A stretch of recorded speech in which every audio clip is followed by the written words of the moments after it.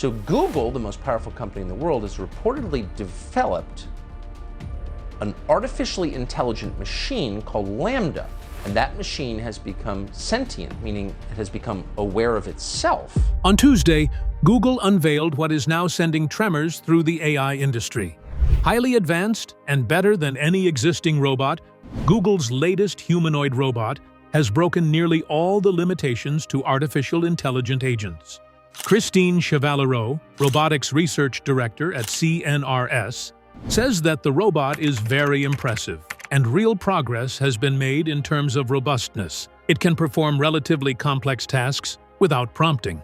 Along with space, along with AI, we are tracking the development of robotics. And that's a humanoid robot powered by AI and machine learning systems, and in a career high. Google believes that this new humanoid robot is the end of the entire AI industry. Join us in this video as we examine Google's new humanoid robot and Google's AI records. Google's new humanoid robot. On Tuesday, Boston Dynamics released a video showcasing the latest humanoid robot from Google's robotics division. The robot, named Atlas, was carefully designed to operate both indoors and outdoors, and now represents years of work as well as education, research and marketing. But the future is more in service robots. Robots that will actually help us as humans. So you might see something like this in a shopping mall. Trying to beat some of the toughest challenges in robotics, such as snow walking, navigating outdoor terrains, open doors, pick up objects, and adapt to new situations. It maintains its balance when tripping or being pushed, and even gets back up after falling. Christine Chevallereau, Robotics Research Director at CNRS, says that despite some limitations in noise and energy consumption, the robot is very impressive. She notes, real progress has been made in terms of robustness. It can perform relatively complex tasks without prompting. While the video shows only a few obstacles, Chevallereau emphasizes that Atlas is being developed in a virtually normal environment, not in laboratory conditions. This demonstrates both the progress in robotics and the exciting opportunities ahead in the field. This could take some shine away from Tesla's robotics story, which is part of what drives its valuation. Not surprisingly, Tesla shares are plunging, decreasing by 4% today. Deirdre Bosa broke down the details in Tech Check. He explained that Tesla's story has long been about autonomy, which fueled its 2025 valuation. But competition is heating up, and fast. Boston Dynamics showcased that at CES with its next-generation Atlas robot. What's interesting is how the company handled the demo.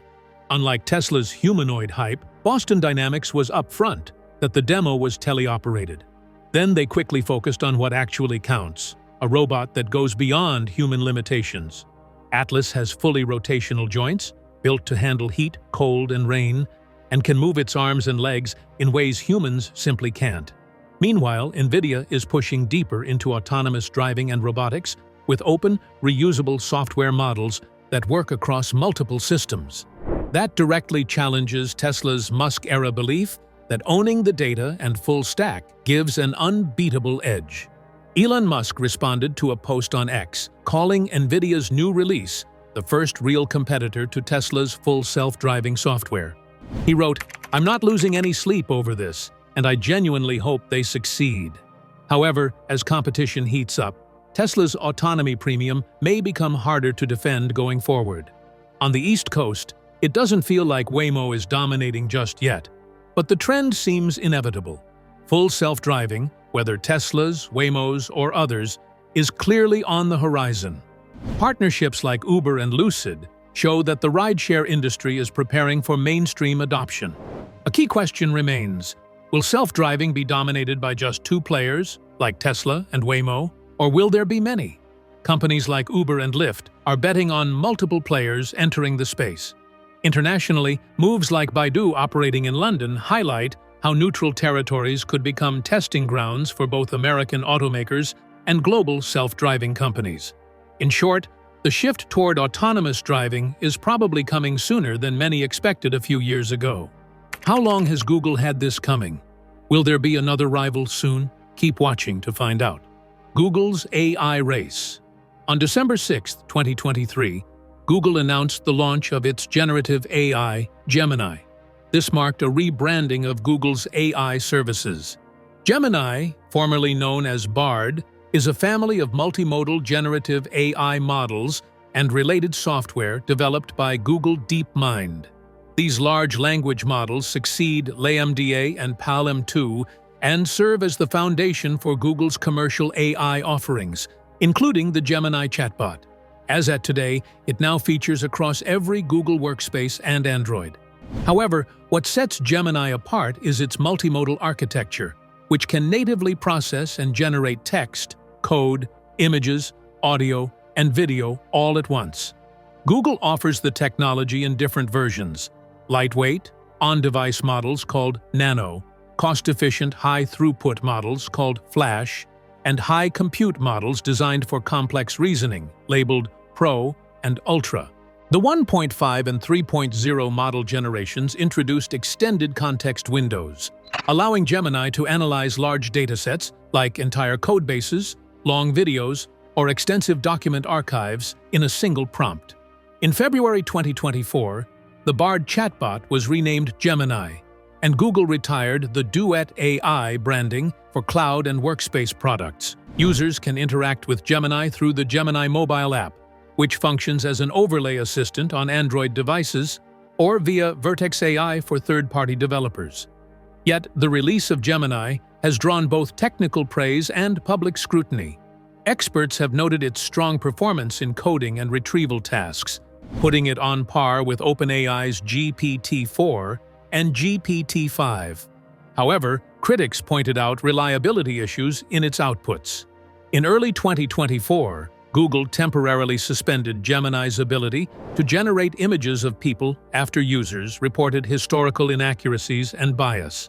Later updates, including the 1.5 and 3.0 series released throughout 2025, focused on reducing error, improving response times, and improving its self-functioning capabilities for research and software development. But that's not all. In November 2022, when OpenAI launched ChatGPT, a chatbot built on the GPT-3 family of large language models capturing global attention, it signaled a major shift in how people interacted with AI. This also affected Google so much.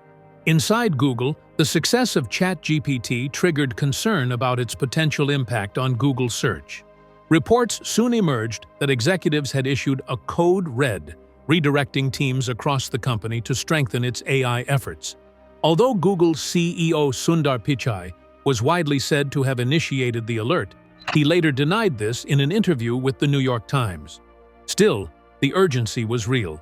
In an unusual move, Google co-founders Larry Page and Sergey Brin, who had stepped away from executive roles in 2019, returned to attend emergency strategy meetings. In February 2023, Brin even requested access to Google's AI codebase, his first such request in years. Google was not starting from scratch. The company had already unveiled LaMDA, an early large language model, back in 2021. However, it was never released publicly. When employees later questioned whether holding LaMDA back had allowed ChatGPT to take the lead, Pichai and Google AI chief Jeff Dean explained that the decision was deliberate. They cited concerns about misinformation and the risks of releasing a powerful language model too quickly. However, by that 2023, the company's stance was beginning to shift. DeepMind CEO Demis Hassabis hinted publicly at plans for a ChatGPT competitor, and Google employees were instructed to accelerate development. Internal chatbots, including one known as Apprentice Bard, were tested extensively. During a February earnings call, Pichai reassured investors that Google planned to expand LaMDA's availability and explore broader applications, signaling a more aggressive push into generative AI. How did this sense of urgency lead Google to something big? How successful were these efforts? Keep watching to find out. Before Gemini, Google's biggest AI setback. On February 6, 2023, Google announced Bard, a generative AI chatbot powered by its LaMDA language model. Bard was initially released to a limited group of 10,000 trusted testers with a broader public rollout planned for later that month. The project was led by product head Jack Krawczyk, who described Bard as a collaborative AI service rather than a traditional search engine. Google CEO Sundar Pichai also outlined plans to integrate Bard directly into Google Search. Analysts quickly began estimating the cost of such a move. According to Reuters, adding ChatGPT-style features to search could cost Google up to $6 billion annually by 2024, while research firm SemiAnalysis projected a lower figure of around $3 billion. Internally, the technology was developed under the codename Atlas. The name Bard was chosen to reflect storytelling, especially the creative and conversational nature of the system.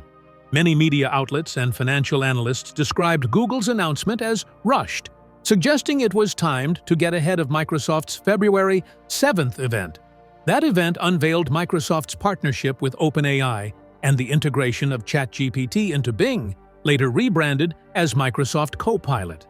Critics argued Google was trying to avoid falling behind in the rapidly escalating AI race. Microsoft CEO Satya Nadella later summed up the moment by saying, "I want people to know that we made them dance."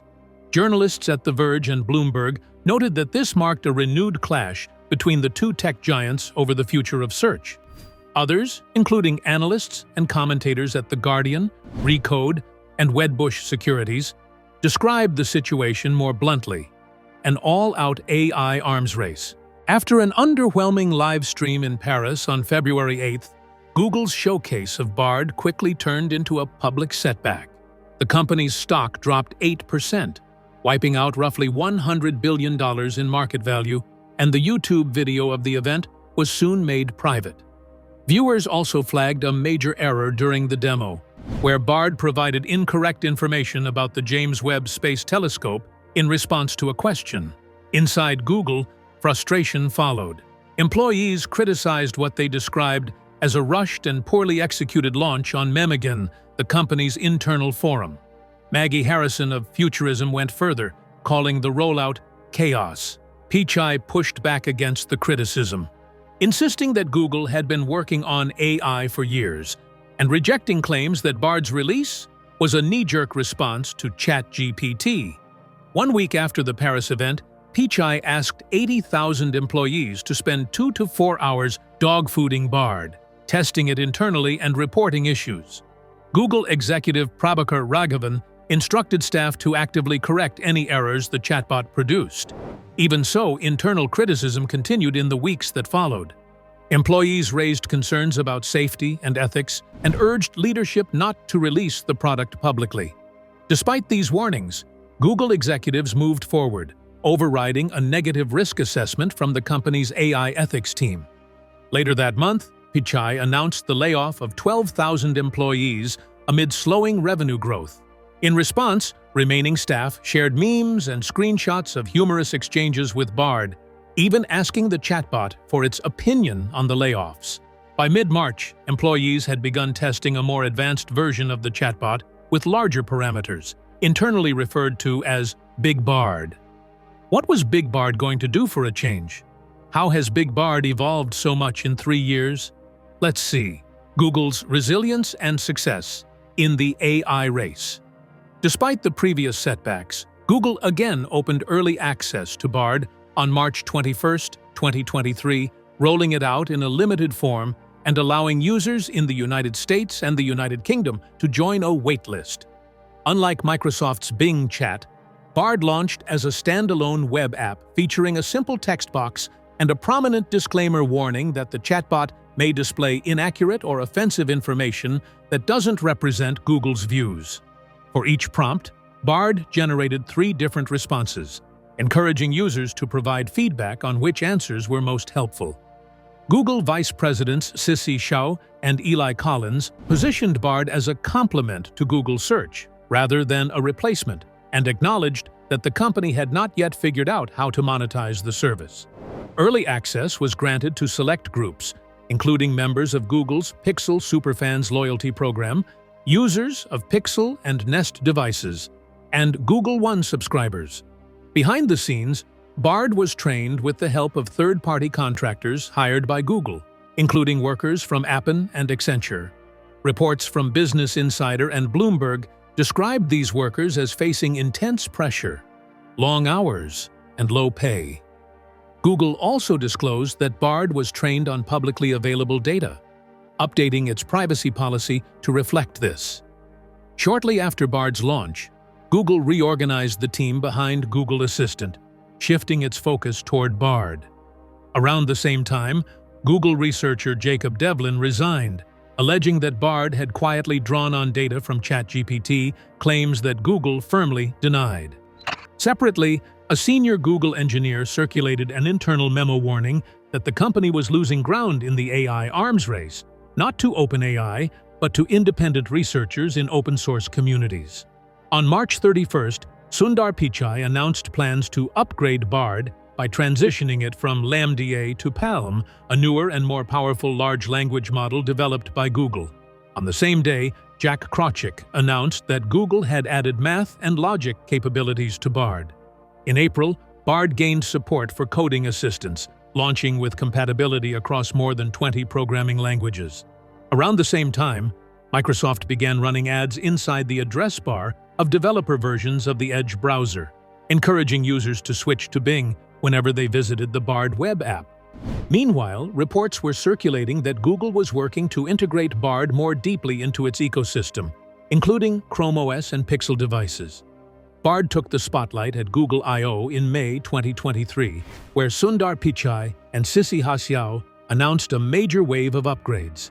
These included switching Bard's underlying model to PLM2, expanding integration with Google products and third-party services, rolling out to 180 countries, adding support for more languages, and introducing new features. Notably, the Google Assistant, once a centerpiece of Google's AI strategy, received barely any mention during the keynote. Despite the global expansion, Bard's rollout initially excluded countries in the European Union, likely due to concerns over compliance with the General Data Protection Regulation, GDPR. Access was also extended to users with Google Workspace accounts. When Google attempted to launch Bard in the EU in June, the effort was temporarily blocked by Ireland's Data Protection Commission, which requested a formal data protection impact assessment. Bard eventually launched in the EU and Brazil the following month, adding dozens of new languages along with personalization and productivity features.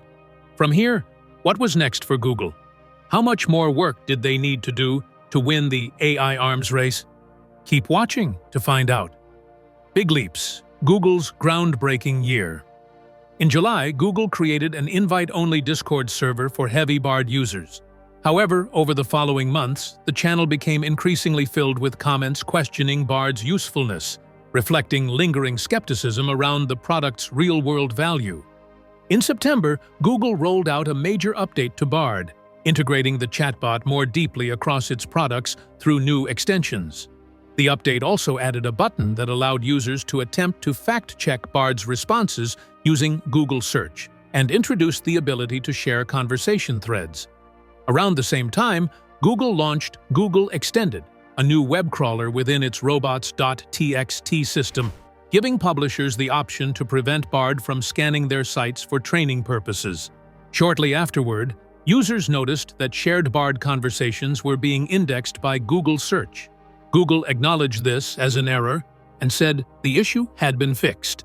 In October, during Google's annual Made by Google event, Sissi Hasiao introduced Assistant with Bard, an upgraded version of Google Assistant that incorporated Bard's capabilities. That same month, when the U.S. Copyright Office requested public input on potential regulations for generative AI, Google joined OpenAI and Microsoft in arguing that responsibility for generating copyrighted material lies with users, not the developers of the technology. In November, Accenture contractors working on Bard voted to join the Alphabet Workers Union, protesting poor working conditions. Meanwhile, Google filed a lawsuit in the U.S. District Court for the Northern District of California against unidentified scammers who were distributing malware disguised as a downloadable version of Bard. On December 6, 2023, Google announced Gemini, a larger multimodal large language model. At the time, The Wall Street Journal reported that Bard was attracting roughly 220 million monthly visitors. In January 2024, Google ended its contract with Appen, and the following month, image generation was added to Bard using Google Brain's Imagen 2 text-to-image model.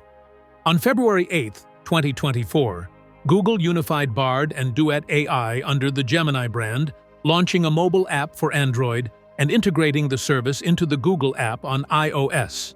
On Android, the Gemini app replaced Assistant as the default virtual assistant, though Assistant remained available as a standalone service. Google also introduced Gemini Advanced with Ultra 1.0, accessible via the Google One AI Premium subscription, integrated Gemini into its Messages app on Android, and announced a partnership with Stack Overflow. Gemini returned to the spotlight at the 2024 Google keynote, where Google announced integration across multiple products, including Android, Chrome, Photos, and Workspace. Gemini Advanced was upgraded to the Gemini 1.5 Pro model, and Google previewed Gemini Live, a voice chat mode along with Gems, a feature that allows users to create custom chatbots. Originally introduced in August 2024, Gemini Live debuted on the Pixel 9 series later that year as the default virtual assistant, replacing the Google Assistant on those devices.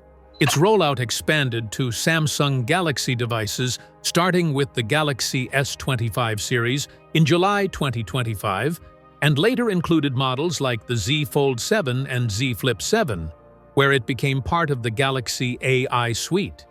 What made Gemini stand out? How far was Google going to take their modifications in this silent AI race? Let's see.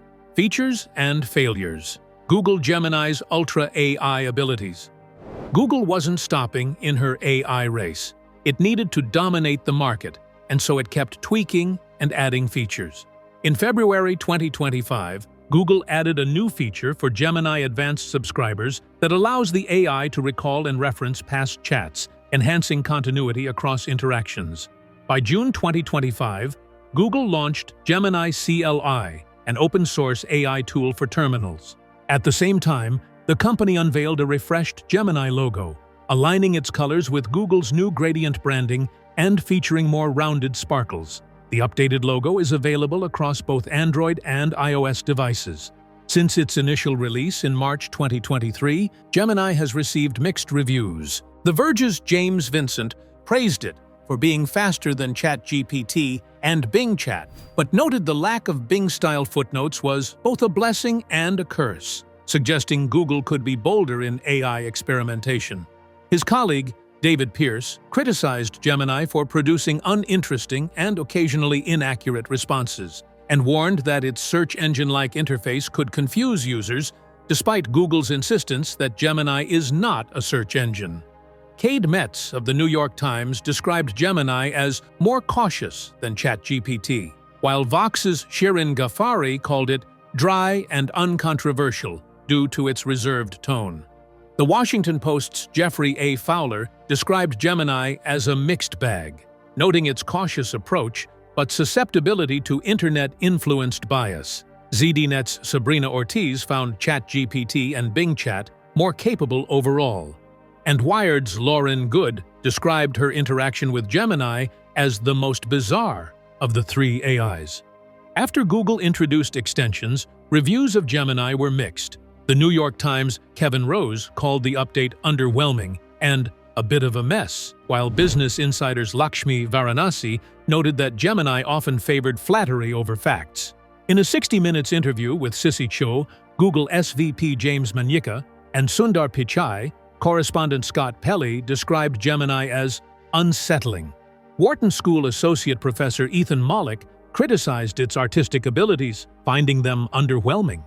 In testing Gemini against ChatGPT on tasks typically expected of human assistants, the New York Times found that ChatGPT performed far better. However, other assessments showed areas where Gemini excelled.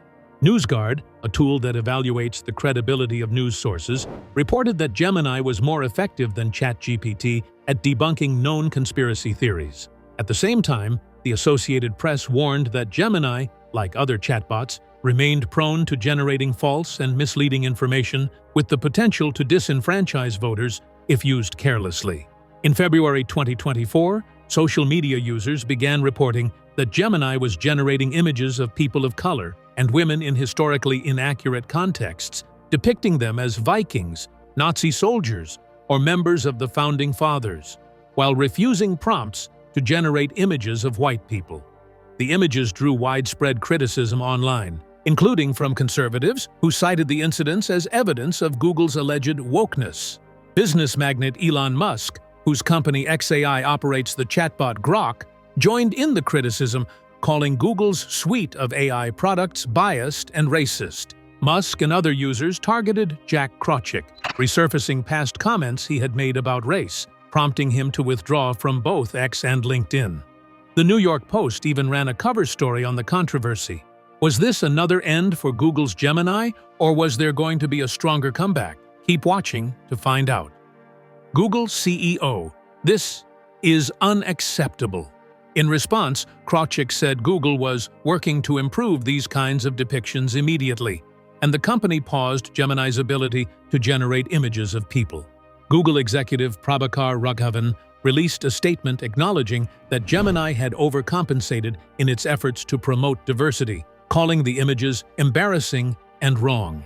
Internally, CEO Sundar Pichai described the incident as offensive and unacceptable, promising structural and technical changes. Several employees on Google's trust and safety team were laid off in the aftermath. DeepMind CEO Demis Hassabis stated that Gemini's ability to generate images of people would be restored within 2 weeks. The feature ultimately returned in late August 2024, powered by the new Imagen 3 model. The market reacted negatively. Google's stock fell by 4.4%, and Pichai faced mounting calls to resign, including from technology analysts Ben Thompson and Om Malik.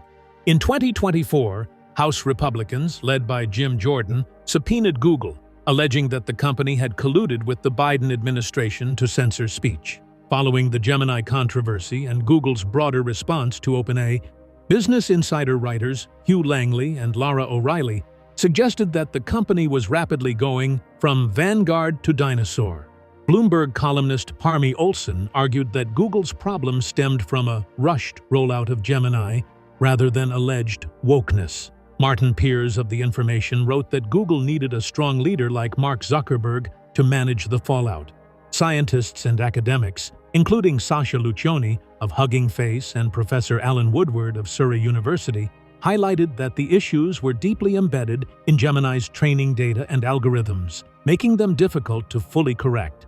Jeremy Kahn of Fortune called for researchers to collaborate on better AI safety and responsibility guardrails. New York Magazine contributor John Herman described the incident as a spectacular, unforced error and a sign of Google's panic over OpenAI and the threat to its search business.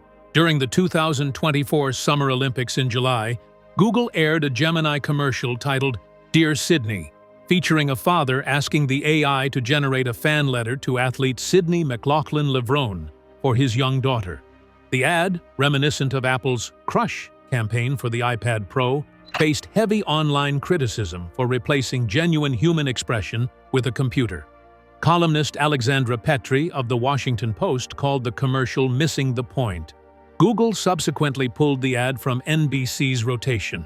In February 2025, Google aired 2 commercials for Gemini during Super Bowl 59. The first, 50 States, 50 Stories, included a national spot and 50 regional variations, highlighting how small businesses in each U.S. state use Gemini within Google Workspace. During the Super Bowl 59 campaign, social media users spotted a factual error in Wisconsin's spot regarding Gouda cheese, prompting Google to correct the statistic. The Verge reported that Google had also faked some of Gemini's output in the commercial by copying text from the web. AdAge's Garrett Sloan commented that these missteps highlighted the risks of advertising AI technology, showing a father using Gemini on his Pixel 9 to prepare for a job interview, and Party Blitz, in which a man attempts to impress his girlfriend's family by using Gemini on his Pixel 9 to become a football expert. Following the earlier image generation controversy, Some users began accusing Gemini's text responses of political bias, particularly leaning left. One widely circulated example showed Gemini stating it was difficult to say definitively whether Elon Musk or Adolf Hitler had more negatively affected society. Other users reported that Gemini tended to promote left-wing politicians and causes such as affirmative action and abortion rights, while declining to promote right-wing figures, meat consumption, or fossil fuels. What about Google's CEO? How does he manage the chaos that comes with managing an AI-forward company like Google? Let's see. Google's CEO, Sundar Pichai. Sundar Pichai was born on June 10, 1972 in Madurai, Tamil Nadu, into a Tamil Hindu family. His mother, Lakshmi, worked as a stenographer, while his father, Raghunatha Pichai, was an electrical engineer at GEC, a British multinational company. He completed his early education at Jawahar Vidyalaya Senior Secondary School in Ashok Nagar, Chennai, and later finished his Class 12 studies at Vanavani School, located on the IIT Madras campus.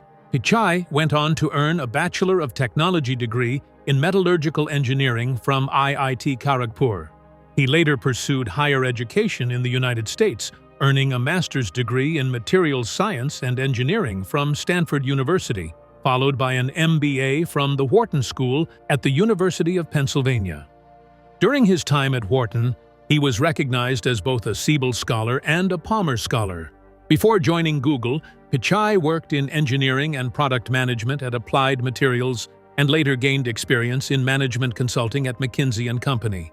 He joined Google in 2004, where he quickly rose through the ranks by leading product management and innovation for several of the company's major software products.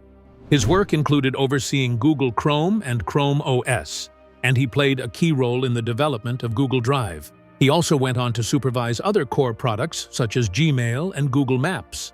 On November 19, 2009, Pichai publicly demonstrated Chrome OS. The Chromebook was later released for trial use in 2011 and became available to the general public in 2012. In May 2010, he announced Google's decision to open source its VP8 video codec and introduced WebM, a new open video format. Outside of Google, Pichai also served on the board of directors of Jive Software from April 2011 until July 2013. Sundar Pichai has been widely recognized for his influence in technology and global leadership.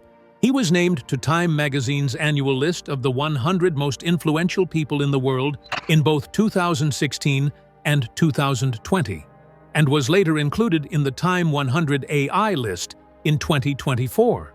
In 2021, he received the Asia Game Changer Award from the Asia Society. In 2022, Pichai was honored with the Padma Bhushan in the category of Trade and Industry by the Government of India. Sundar Pichai is married to Anjali Pichai, and the couple has 2 children.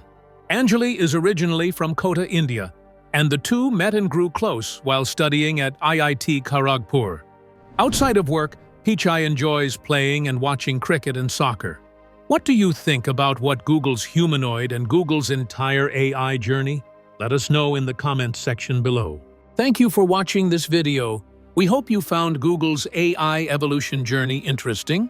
Don't forget to like and subscribe. Click the next video shown on your screen to catch up on more wonderful reveals. See you there.